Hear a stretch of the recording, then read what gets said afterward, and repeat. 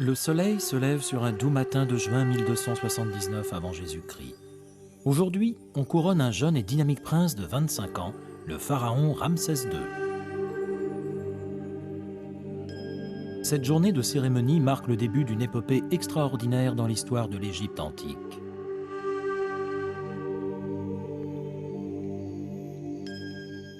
Tout ce que Ramsès II accomplira au cours de son règne de 60 et quelques années se fera à grande échelle. Aucun autre pharaon n'engendrera autant d'enfants, ni ne construira autant de temples et de monuments. Son règne est si édifiant que ses descendants souverains le surnomment le grand ancêtre. L'histoire elle-même s'en souvient comme de l'éminent pharaon.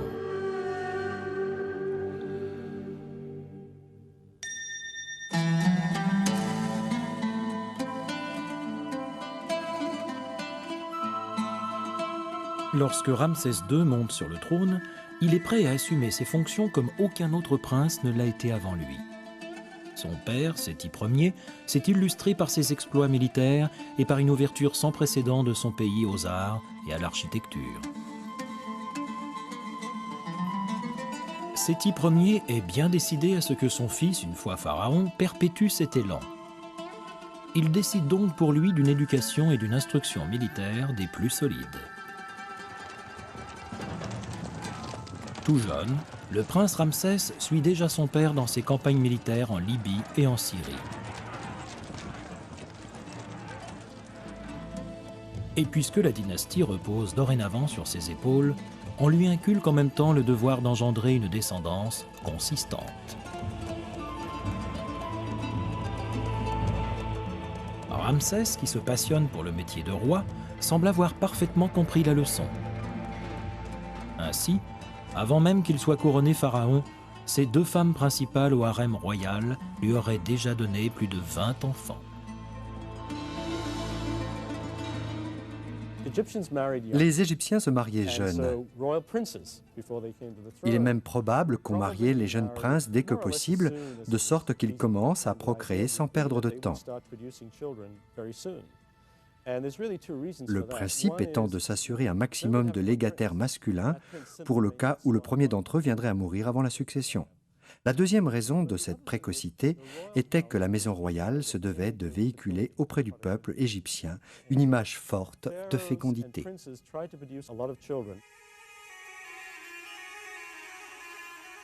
Ramsès nous relate lui-même sa jeunesse sur des inscriptions murales au temple de son père à Abydos. Séti Tout-Puissant m'a couronné de ses mains alors que j'étais enfant. Il m'a doté de femmes, d'un harem tout entier et a placé sous mon joug les peuples du nord et du sud.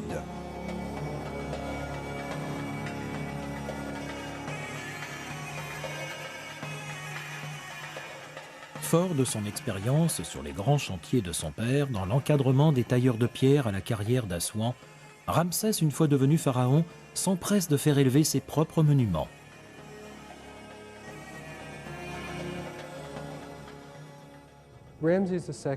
Ramsès II est probablement le premier grand entrepreneur en bâtiment du monde.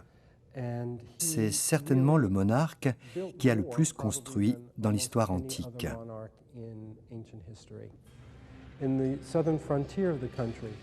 Il est le principal responsable de l'extension du temple du dieu Amon à Luxor, au sud du pays. 2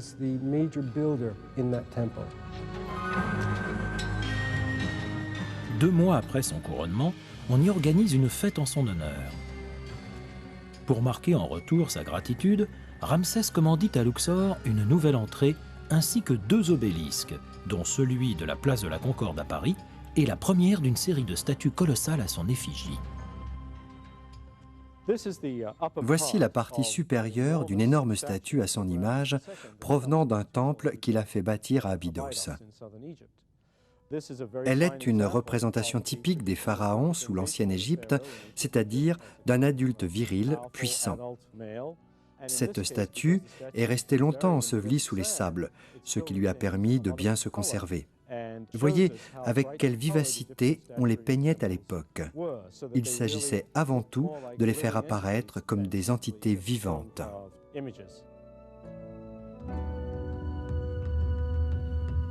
Ramsès II fait étendre et embellir la fameuse salle hypostyle du temple de Karnak, débutée sous Aménophis III.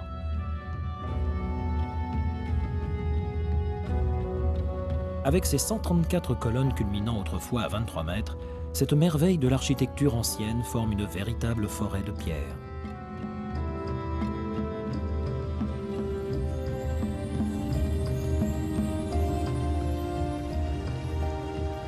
Mais ces grands projets de construction ne s'en tiennent pas à Karnak et à Luxor, construites toutes deux sur les ruines de Thèbes, sur la rive est du Nil. Conformément aux préceptes religieux égyptiens, Ramsès fait bâtir son propre temple funéraire sur la rive ouest du côté où le soleil se couche. L'édification de cette gigantesque nécropole, du nom de Ramesseum, requiert alors l'intervention de 3000 tailleurs de pierre. Bien qu'elle soit aujourd'hui pratiquement en ruine, l'historien grec Diodore de Sicile l'a décrit à la fin du 1er siècle avant Jésus-Christ comme surpassant de loin toutes les autres réalisations de l'époque. 2 statues de granit de 18 mètres de haut se dressaient autrefois ici en protectrices des lieux. Il ne subsiste aujourd'hui que le buste de l'une d'entre elles.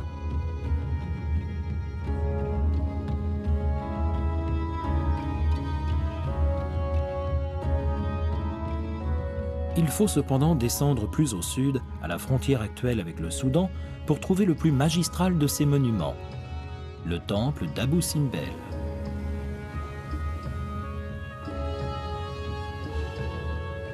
Creusé à même une falaise de grès rose, il domine la vallée.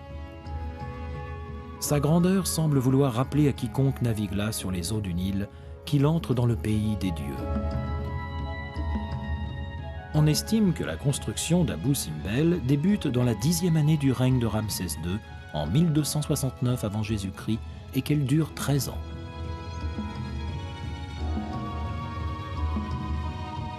Bien qu'il soit dédié au dieu Amon-Ré et Ptah, ce gigantesque monument divinise avant tout le dieu et roi Ramsès en personne.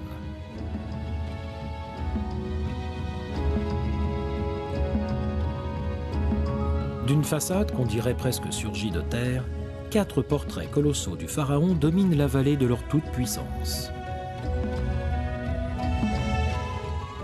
Si ces géants de 20 mètres pouvaient se lever, ils en attendraient pratiquement 30.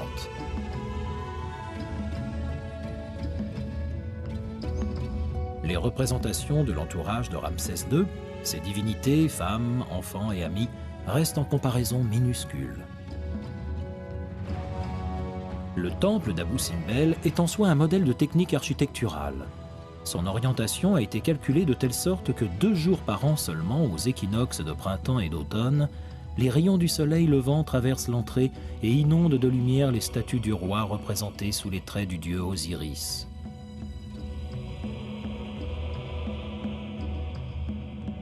Ils poursuivent ensuite le long d'un corridor de 65 mètres pour pénétrer la partie la plus secrète du sanctuaire et illuminer les statues de 3 dieux, parmi lesquels Ramsès.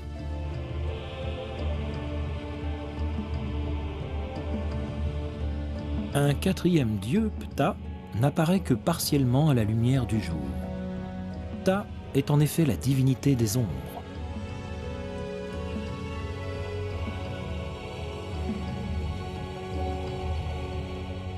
Plus petit, le second temple d'Abou Simbel est dédié à la reine Néfertari, épouse favorite de Ramsès II. La simple présence des 6 statues du couple sur sa façade révèle tout l'amour que le roi éprouve pour elle. Être associé à ce point au pharaon lui-même est en effet un immense privilège. Il est d'ailleurs probable que la reine Néfertari ait assisté à l'inauguration de son temple.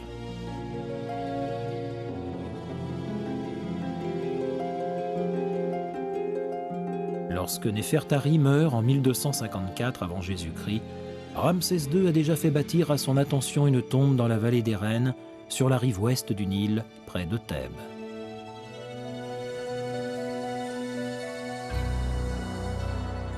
S'enfonçant à près de 8 mètres sous terre, cette sépulture récemment restaurée et ouverte au public reste à ce jour l'un des plus beaux exemples de tombes royales sous l'ancienne Égypte.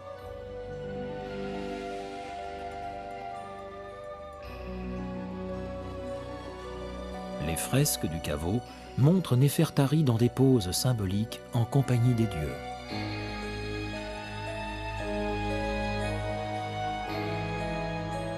À peu près à la même époque que l'édification d'Abou Simbel, Ramsès II entreprend au nord-est du delta du Nil la construction de son Père Ramessou, ou domaine de Ramsès. Celui-ci jouera bientôt dans l'histoire de l'humanité un rôle très important. Depuis 400 ans, en effet, le peuple hébreu vit paisiblement dans le delta du Nil. On pense que Ramsès II, préoccupé comme son père avant lui par leur grand nombre, aurait choisi de les forcer aux travaux éreintants pour la construction de sa ville. On pense que c'est ici qu'a débuté, vers 1263 avant Jésus-Christ, l'Exode tel que la Bible nous la relate. Quand on parle de Ramsès II, on pense souvent à la période de l'Exode. Les détails sur l'Égypte figurant au livre de l'Exode dans la Bible concordent avec ceux qui illustrent le règne de Ramsès II et son royaume de Ramessou. Je dirais que cet épisode a vraiment eu lieu, et si seule la Bible en témoigne, c'est parce que l'événement, tout relatif qu'il était pour les Égyptiens de l'époque, allait demeurer comme capital dans l'histoire des Juifs.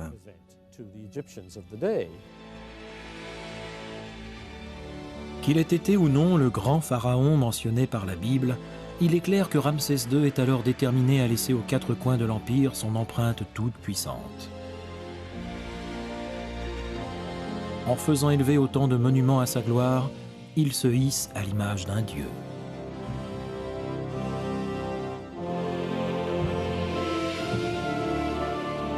Sa gloire, cependant, ne s'appuie pas uniquement sur ses réalisations architecturales, mais aussi sur sa capacité à écraser l'ennemi.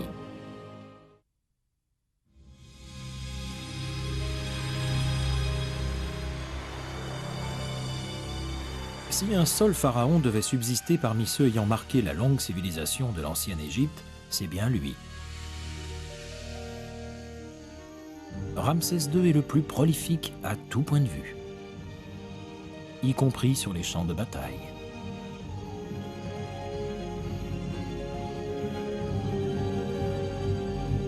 Au cours de ses 67 années de règne, ses conquêtes à l'étranger inondent l'Égypte de richesses, en même temps qu'elles encouragent une véritable explosion culturelle.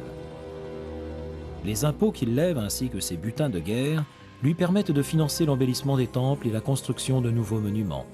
Ses esclaves faits prisonniers au cours des nombreuses batailles lui garantissent la main-d'œuvre nécessaire.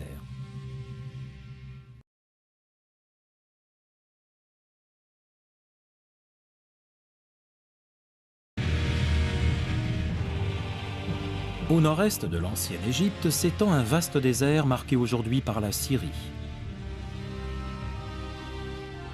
Si Séti Ier a gardé le contrôle des régions côtières sud, le peuple des Hittites tient encore sous sa domination la ville stratégique de Kadesh, dans une région que Ramsès II reste déterminé à reprendre un jour ou l'autre.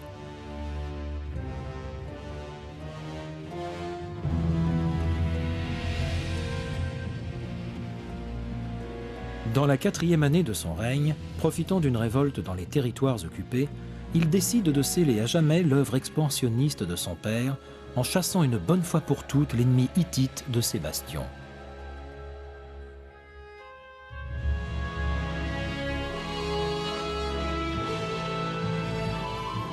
Pour y parvenir, il lui faudra affronter sa plus dure épreuve, la bataille de Kadesh.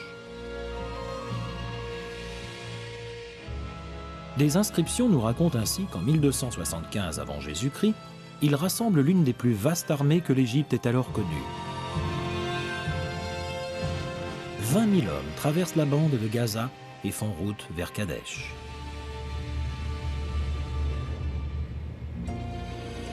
Alors qu'ils parviennent presque à destination, la capture et l'interrogatoire de 2 espions hittites leur fait croire à tort que l'ennemi terrorisé s'est déplacé à 160 km au nord. Confiant, Ramsès poursuit le chemin avec seulement un quart de ses troupes et établit son campement sans savoir qu'une formidable embuscade les attend. Lorsqu'il réalise le traquenard, il est déjà trop tard. Miraculeusement, il parvient avec ses hommes à tenir en haleine l'ennemi hittite jusqu'à l'arrivée des renforts égyptiens. S'il évite de justesse la débâcle, de nombreux égyptologues estiment que la bataille de Kadesh finira en impasse. Un avis que le pharaon à l'époque semble loin de partager.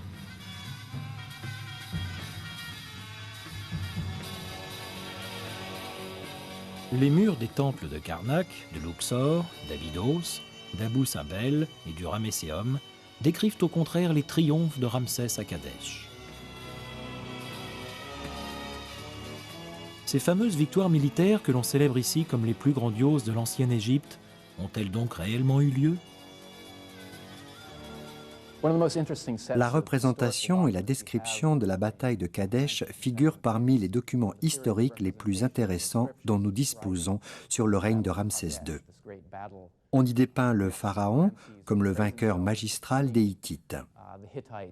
Alors qu'en réalité, même s'il n'a pas été contraint de battre en retraite, Ramsès s'est retrouvé dans l'impasse, sans aucun espoir immédiat de reconquérir la Syrie.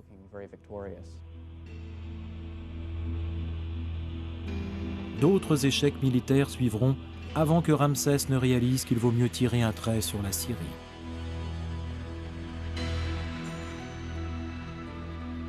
Là où certains voient le premier traité de paix de l'histoire, les deux pays signent en 1259 avant Jésus-Christ un pacte mutuel de non-agression.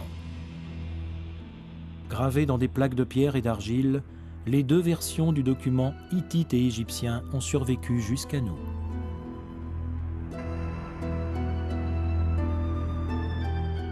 Une fois la paix ramenée, Ramsès II aurait épousé une princesse hittite afin de sceller davantage le traité. Son harem se serait même agrémenté de femmes syriennes et babyloniennes.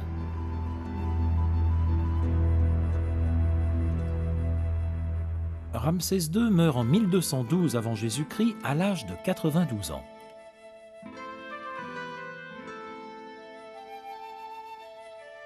Après l'avoir momifié, on enveloppe sa dépouille dans un linceul doré avant de la placer dans un sarcophage de pierre que l'on ensevelit près de ses ancêtres dans la vallée des rois.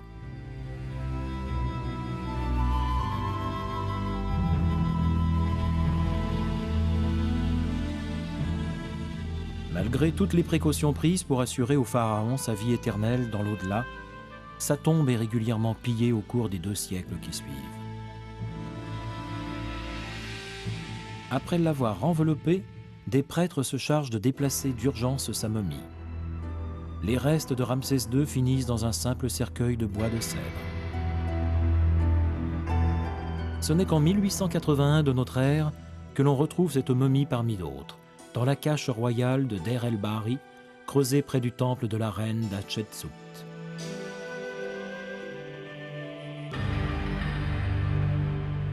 L'analyse de sa momie révélera notamment que Ramsès II portait des cheveux roux et qu'il mesurait environ 1,70 m. Obturé par des grains de poivre au cours de l'embaumement, son nez aquilin s'est bien conservé.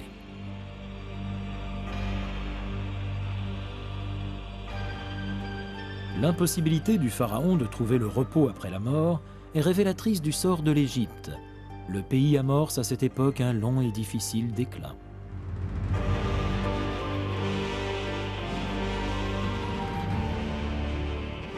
On pense que Ramsès II a engendré plus de 200 enfants, dont 100 au moins ont atteint l'âge adulte. Ses 12 premiers fils héritiers, dans leur chronologie, décèdent avant leur père.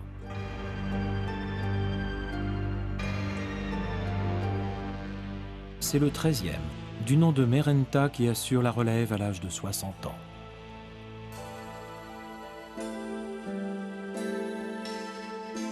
Et bien qu'il se démarque par de victorieuses campagnes militaires contre les Libyens et les Syriens, son règne long de 10 ans seulement ne lui permet pas d'égaliser les réalisations de son père. La découverte d'une partie du palais de Merenta à Memphis reste pourtant un moment important dans l'histoire de l'archéologie. c'est la toute première fois qu'on met au jour les vestiges d'une ancienne résidence royale égyptienne.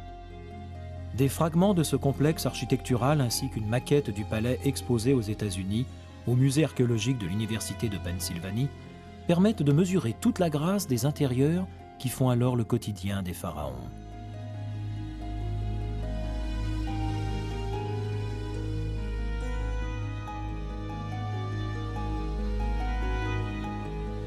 Ces sculptures et gravures provenant de son palais représentent le pharaon dans une pose propre à son rang. Sur ce fragment, Merenptah se tient face au dieu créateur Aton, que vous voyez à droite. Aton lui remet le fléau et la houlette, symbole de la royauté.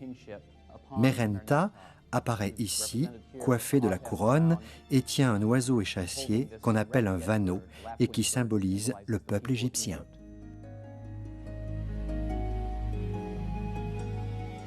Des hiéroglyphes à l'entrée du palais mettent en exergue les liens qui l'attachent en tant que pharaon aux puissances divines.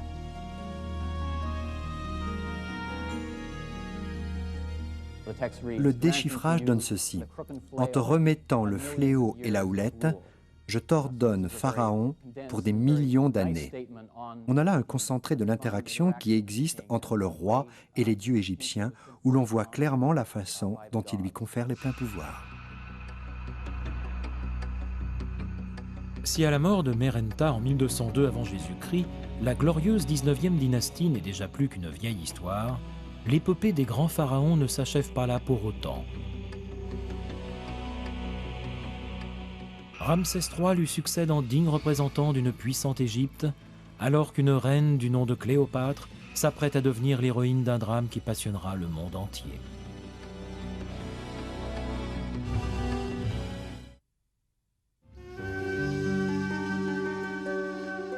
Sous les contreforts des montagnes protégeant la vallée des rois, se cache sur le site de Métinet Abou le temple funéraire le mieux préservé de toute l'ancienne ville de Thèbes. C'est aussi, outre le seul temple d'Égypte à avoir fait l'objet d'un relevé architectural détaillé, celui dont on a déchiffré l'intégralité des reliefs et hiéroglyphes. Ramsès III, second pharaon de la 20e dynastie, en est le commanditaire. Il ne descend pas de la même lignée que celle de l'éminent Ramsès II, dont il n'a de commun que le nom.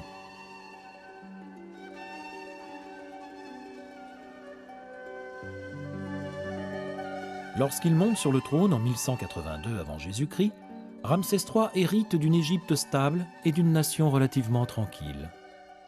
Mais 8 ans plus tard, il se voit contraint d'affronter un ennemi redoutable, les peuples de la mer.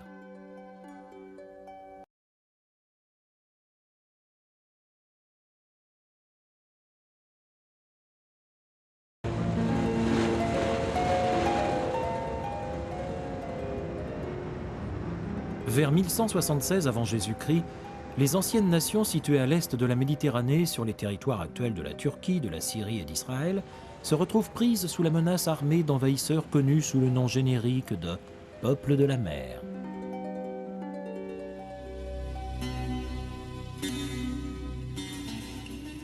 Le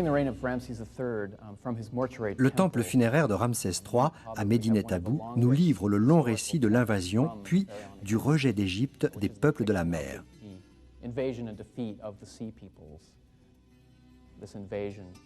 Une invasion qui fut maritime, mais également terrestre.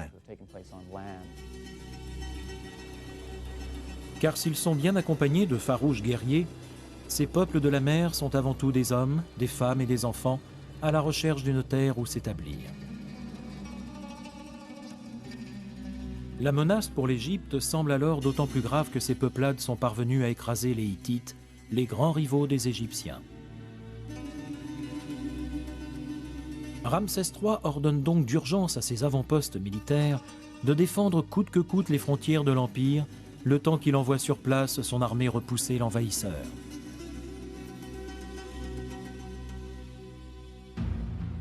La première des 2 grandes batailles a lieu près de la frontière syrienne.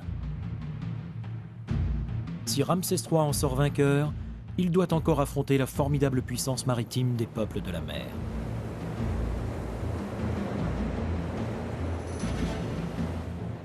Les peintures murales des temples de Ramsès montrent les archers du pharaon tirant sans relâche leurs flèches sur les lignes ennemies.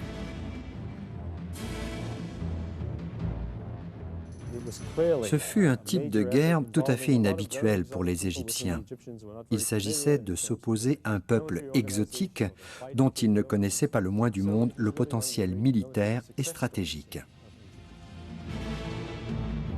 Une victoire pourtant éphémère, puisque 3 ans plus tard, Ramsès III doit repousser une nouvelle invasion. L'ennemi, qui attaque cette fois à la frontière ouest de l'Égypte, est une alliance de plusieurs tribus, dont celle des Libyens. Après un nouveau triomphe militaire, les scribes se mettent à recenser les pertes du camp ennemi. On coupe la main droite des cadavres que l'on apporte au pharaon avant de les compter. Ramsès ordonne un jour que l'on recommence le dénombrement, cette fois en lui présentant le phallus de ses victimes.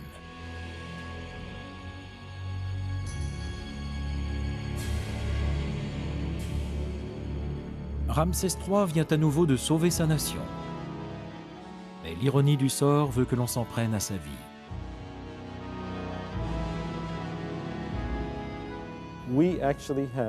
L'histoire nous a légué le compte-rendu de l'enquête officielle qui a suivi l'attentat. Mais ce rapport ne nous dit pas clairement si Ramsès a échappé à une tentative ou bien s'il a réellement été assassiné. On sait que l'instigatrice du complot est une reine secondaire du nom de Ti. Elle aurait pu agir par déception que son fils ne figure qu'en position éloignée dans la liste des prétendants au trône.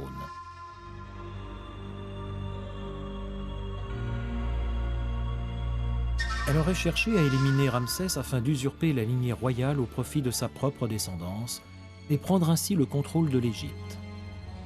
L'un des conspirateurs aurait d'autre part rompu le secret.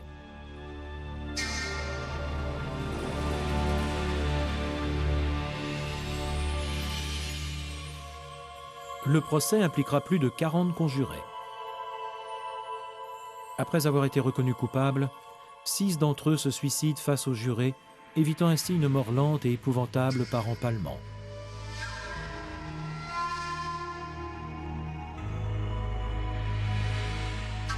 D'autres, reconnus coupables à un degré moindre de participation, ont les oreilles et le nez tranchés. Que cette tentative d'assassinat ait été ou non couronnée de succès, il est clair que Ramsès III est mort avant le rendu des verdicts. Cette fin de règne déplorable présage des troubles qui agiteront bientôt l'Égypte. Après Ramsès III, une période de scission politique et de tension sociale s'installe peu à peu. Les successeurs ont l'air de maîtriser beaucoup moins bien la situation et le pays commence à se partager entre plusieurs royaumes gouvernés par plusieurs pharaons.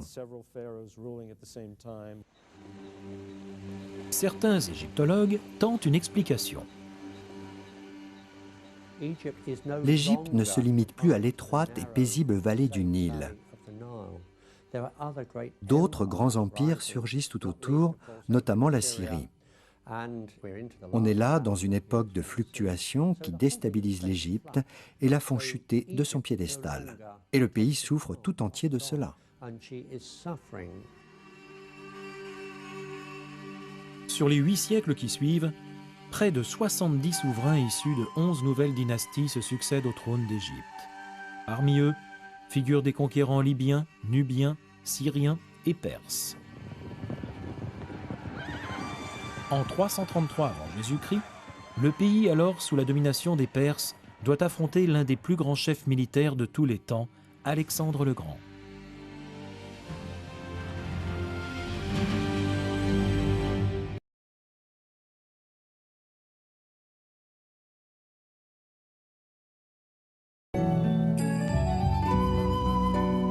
Fils du roi Philippe II de Macédoine, Alexandre le Grand incarne dans la Grèce de l'époque le pouvoir dominant. Après avoir reçu son éducation du philosophe Aristote, le jeune Alexandre accède au trône en 336 avant Jésus-Christ, après que son père ait été assassiné. Il veut avant tout vaincre les Perses, qui menacent la Grèce depuis plus de 200 ans.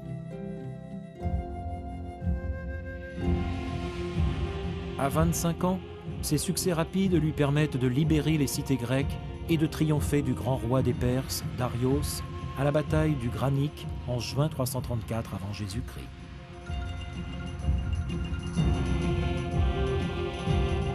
Peu après avoir bouté l'ennemi hors de Grèce, il pénètre en Égypte en libérateur. On le couronne même pharaon et on l'élève au statut de Dieu.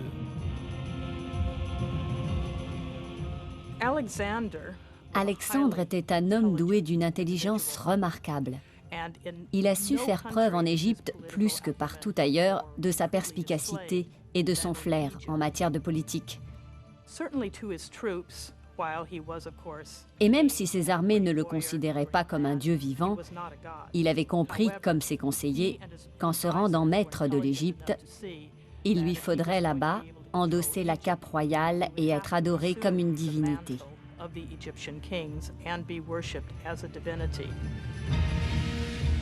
Mais malgré ce nouveau titre de pharaon, son destin le conduit ailleurs.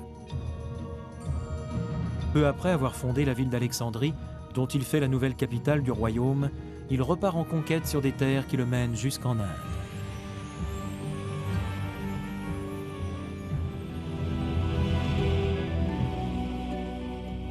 Cependant, et alors qu'il a toujours surmonté ses nombreuses blessures de guerre, une fièvre l'emporte en 323 avant Jésus-Christ dans la ville de Babylone. Ses généraux décident de se partager son vaste empire. Parmi eux, son officier et ami d'enfance Ptolémée. Sa revendication du royaume marque le début de la dernière dynastie égyptienne. Une dynastie qui, en même temps qu'elle fait du pays un riche foyer culturel et artistique, bâtira l'une des 7 merveilles du monde et verra l'avènement d'une des reines les plus célèbres de l'histoire.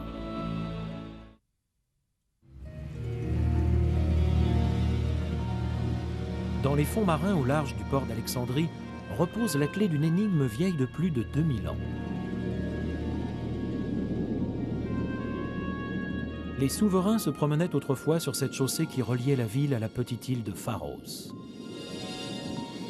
Détruite par une succession de tremblements de terre à partir du IVe siècle, ce n'est qu'il y a quelques années qu'on relève dans ces parages des vestiges significatifs du grand phare d'Alexandrie et du palais de Cléopâtre.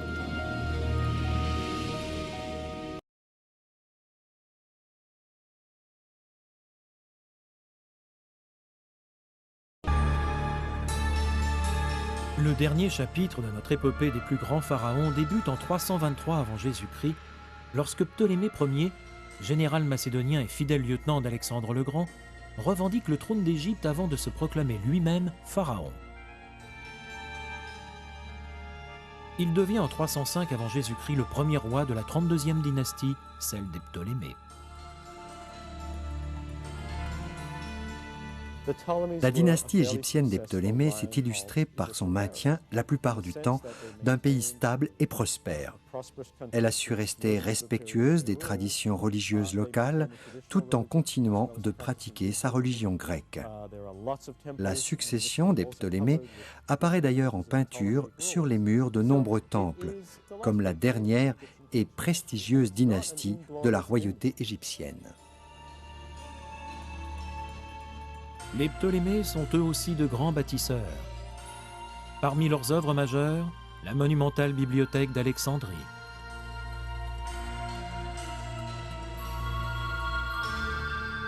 Ces murs abritaient autrefois quelques 700 000 manuscrits.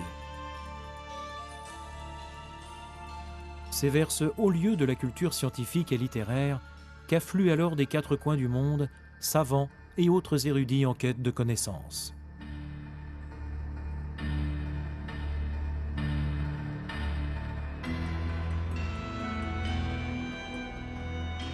Les Ptolémées dressent également le grand phare d'Alexandrie, réplique gigantesque d'un premier exemplaire dont ils sont aussi les auteurs. On le surnomme la 7e et dernière merveille de l'Ancien Monde.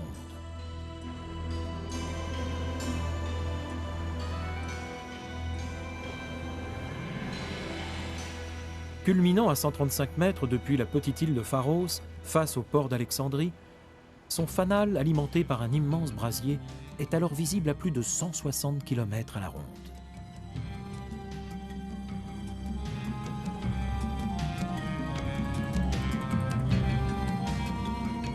Malgré ces glorieuses illustrations, et peu à peu miné par les rivalités familiales, le déclin économique, les dissensions politiques et la puissance croissante de Rome, cette dynastie d'une quinzaine de rois finit par s'éteindre.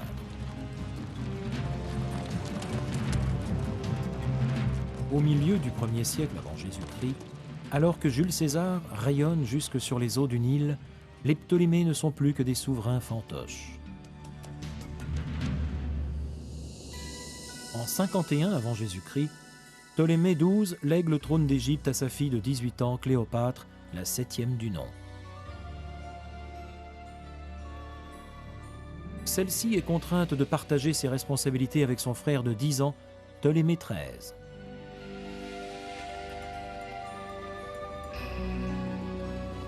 Née en 69 avant Jésus-Christ, Cléopâtre manie couramment 7 langues. Elle est la seule des pharaons grecs à savoir parler égyptien. Contrairement à la légende, elle n'incarne pas la beauté suprême. C'est pourtant une femme sensuelle, douée d'une voix voluptueuse et d'une intelligence exceptionnelle. Le grand philosophe Plutarque écrira d'elle: Le timbre de sa voix était tout simplement un régal pour les oreilles. À la manière d'un musicien jouant sur plusieurs cordes, elle savait passer d'une langue à l'autre, au point qu'elle avait rarement besoin d'un interprète.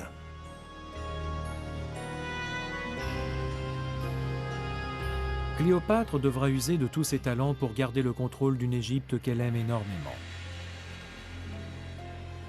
Peu après sa montée sur le trône, ses dissensions avec son frère s'achèvent en une guerre civile pure et dure, au cours de laquelle certains égyptologues pensent que la grande bibliothèque d'Alexandrie aurait été détruite.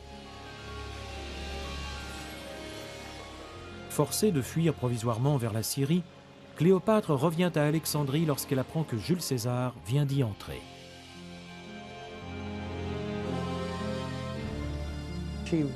Elle a réalisé qu'avec la puissance croissante de Rome dans le monde méditerranéen, elle avait très peu d'espoir de se maintenir reine d'Égypte.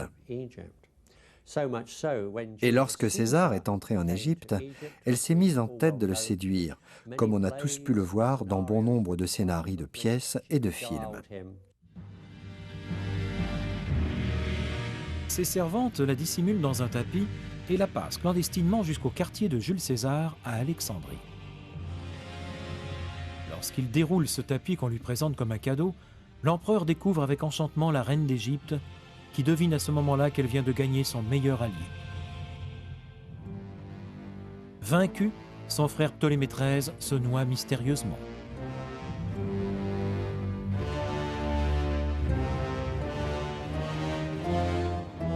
Quelques semaines plus tard, César s'en retourne à Rome, laissant Cléopâtre enceinte de leur fils Césarion. Un an passe avant qu'il ne lui demande de le rejoindre. Mais sa présence à Rome est vécue comme un outrage.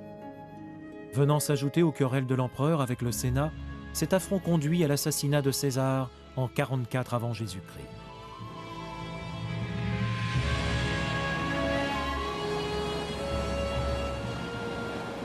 Cléopâtre rentre alors en Égypte. L'arrière-petit-neveu de César, Octavien, ainsi que l'un de ses anciens conseillers, Marc-Antoine, décident de combler le vide politique laissé par sa disparition. Mais leur partage du pouvoir s'avère bientôt impossible et Marc-Antoine se tourne vers Cléopâtre pour lui réclamer son assistance. Antoine est ébloui par le charme de cette femme, dont il découvre en même temps l'aisance dans des sujets de conversation a priori réservés aux hommes d'État.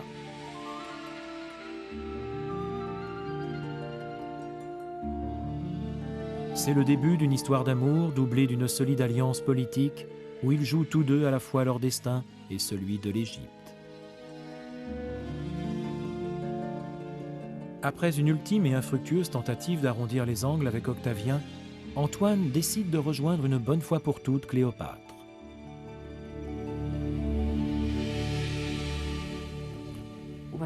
Quelles qu'aient pu être ses motivations amoureuses, il attendait aussi de Cléopâtre de l'argent et du bois pour construire ses bateaux, pendant qu'elle, de son côté, voulait de nouvelles concessions de terre, ainsi que davantage de garanties fiscales, Ils étaient par conséquent tout autant amoureux que co-associés.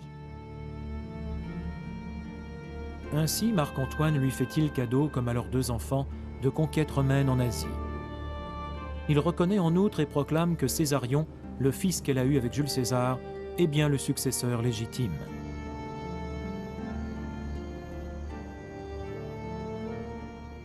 On a là une situation dans laquelle un grand et noble général romain offre délibérément des morceaux de l'Empire à une reine étrangère. Vous imaginez l'indignation des sénateurs romains. Et c'est comme ça que Marc-Antoine est devenu l'ennemi public numéro 1. Octavien exploite alors l'indignation que suscitent ces abandons de territoire pour remporter le soutien de l'armée et déclarer la guerre au couple maudit.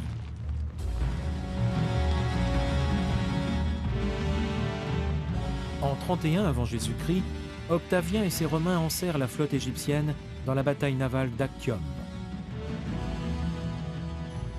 Face à une défaite inéluctable, Antoine et Cléopâtre prennent la fuite.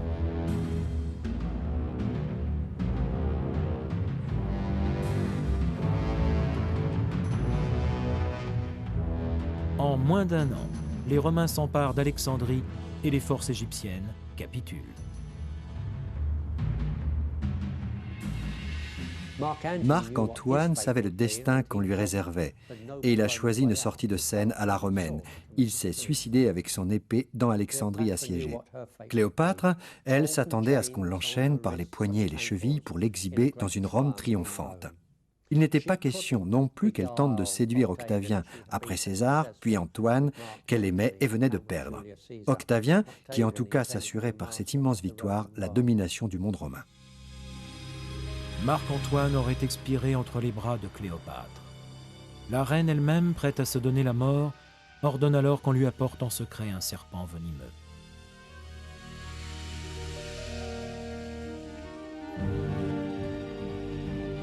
À 39 ans, entourée de ses domestiques, elle succombe à la morsure de l'animal.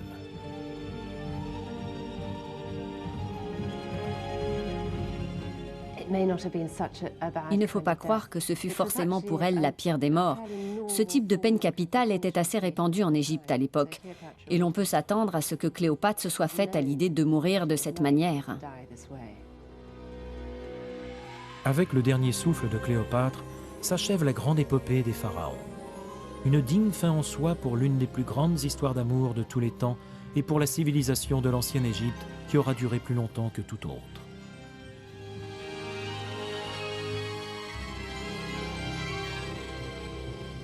Si les suzerains égyptiens et romains s'attachent ensuite à perpétuer les traditions, en continuant notamment d'endosser le titre de pharaon et de construire des temples à leurs dieux, c'est uniquement dans le but de garder le contrôle de la population. L'Égypte a d'ores et déjà changé de visage. Elle n'est plus qu'un immense réservoir destiné à alimenter en richesse l'Empire de Rome.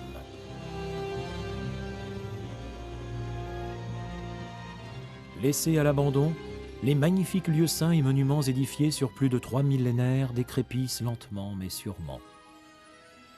Tout ce qui n'a pas encore été dégradé ou pillé devient la proie du sable et des vents. Les couleurs vives s'effacent peu à peu, alors qu'un patrimoine entier de majestueuses et graciles silhouettes s'enfonce sous la surface anonyme du désert. Les voix de ces pharaons, mi-hommes, mi-dieux, se sont tues à jamais, emportant dans leur silence la magnificence de la civilisation du grand empire du Nil.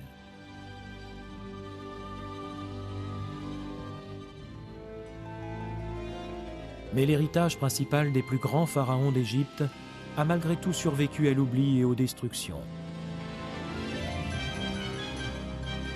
Défiant les millénaires, ces visages fascinants témoignent de la gloire éternelle de la nature humaine et révèlent combien ces anciens géants nous sont restés proches.